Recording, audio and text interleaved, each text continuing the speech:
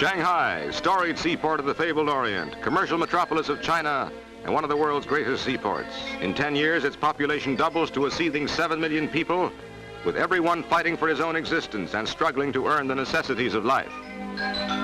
With tremendous increase in export and import trade, Soochow Creek is the scene of congestion and fever heat activity as riverboats push their way up and down the waterways, busily engaged in loading and unloading much-needed cargoes.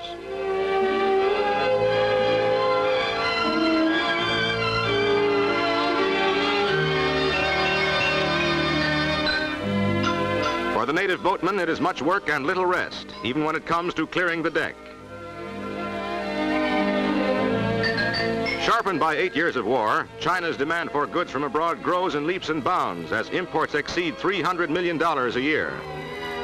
There is movement everywhere, no standing still, as official China struggles to come home amid chaos which sweeps over the nation's 4 million square miles and 450 million people. Countless barges laden with baled cotton crowd the Wangpu River, and the going is slow and toilsome. As quickly as boats are unloaded, just so fast are the essential materials rushed inland, for this is China's greatest manufacturing center. Cotton, hundreds of bales. Drums of gasoline by the thousands, tins of kerosene, cases of medical supplies, and 1,001 essentials are gobbled up in China's hungry maw.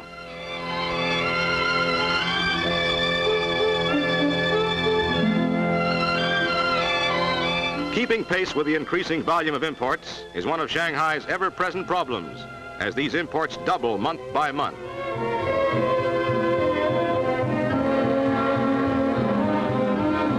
American gunboats ride at anchor in the shadow of Shanghai's waterfront. Here is the Occidental quality of Shanghai, with its skyscrapers, trolley cars, and semi-foreign atmosphere.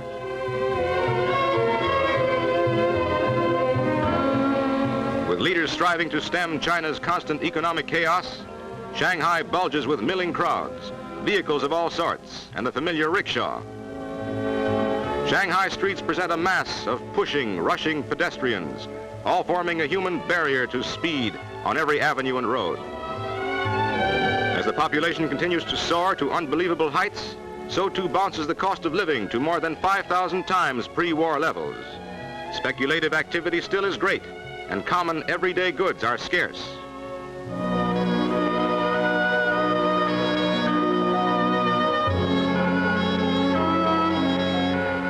Although manufacturing gradually gains momentum, the makers of crude wooden shoes still ply their trade, sure of a market from those fortunate enough to have the necessary purchase price.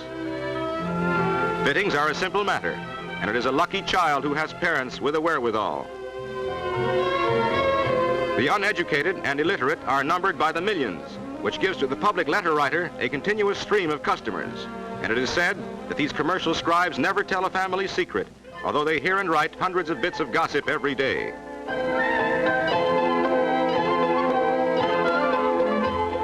Openly vending their smuggled or pilfered goods, the black marketeers are one of the big problems for Shanghai civic leaders. Handbags for the ladies. Fountain pens, keychains, cigarette holders, and knickknacks for the men. Nylon stockings, all sizes and shades.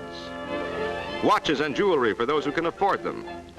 Perfumes and cosmetics for the ladies. And canned goods by the thousand. Canned vegetables are much in demand, as even the black market prices are lower than those asked by the farmers who struggle to grow fresh vegetables and laboriously cart them to the marketplace. Also in this conglomeration of black market goods are hundreds upon hundreds of packages and cans of GI rations, all selling to eager buyers at a fairly low price. Another problem causing great speculation in this vast city on the west bank of the Yangtze River is the low value of the Chinese dollar. The wealthy speculate with gold articles and gold bars when the price of gold is right. Then when gold goes down, they buy it back. When these scenes were filmed, the value of the Chinese dollar had shrunk from 2 to 2,000 for $1 American money.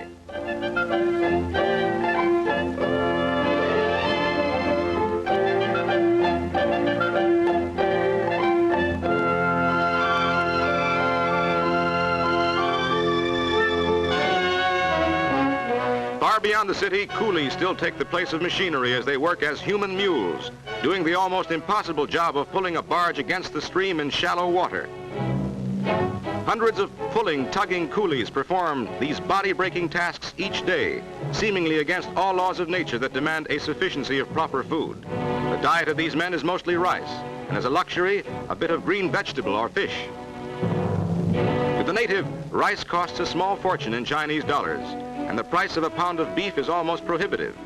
The bare necessities of life are very expensive, and the influx of thousands of people does not help the serious food problem in Shanghai.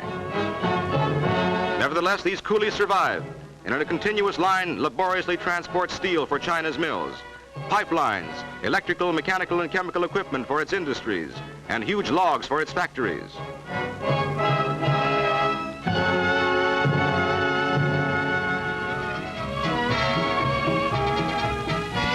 But amid this topsy-turvy hustle and bustle, the more prosperous natives find time and money to crowd into the theaters. Their taste varies, from the tree-hurdling Tarzan to the more complacent atmosphere of Kismet.